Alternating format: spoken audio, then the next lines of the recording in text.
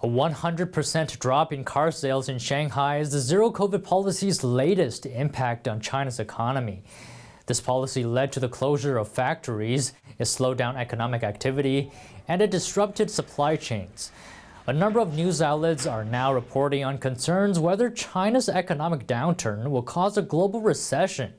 Ethan Yang, political scientist and economic analyst at the American Institute for Economic Research, says that the worries may be slightly exaggerated. In the sense that I don't really see China playing as much as a role as most people might be worried about. I don't think that a recession in China and only China would create a global recession. Yang says China is just one piece of the puzzle. Other factors like rising interest rates in the US and the conflict in Europe should also be considered when talking about a global recession.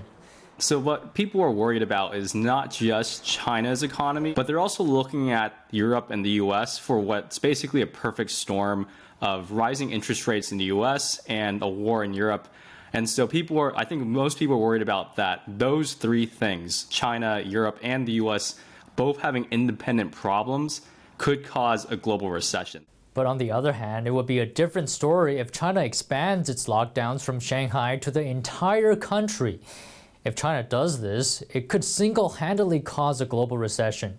If they apply the zero-COVID strategy for months on end, and it continues to spread not just in Shanghai and Xi'an, but to other parts of the country, then you might be having what might be a catastrophic meltdown in the Chinese economy, and that might push the world into a recession. The key word here, though, is might.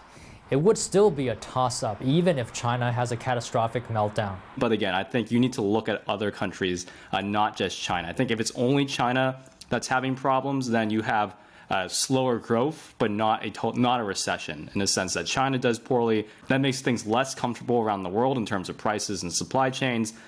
But by and large, the rest of the world might be okay. But that's assuming the other two things go fine.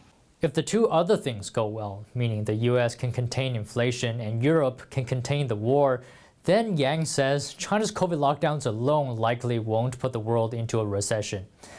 Don Ma, NTD News.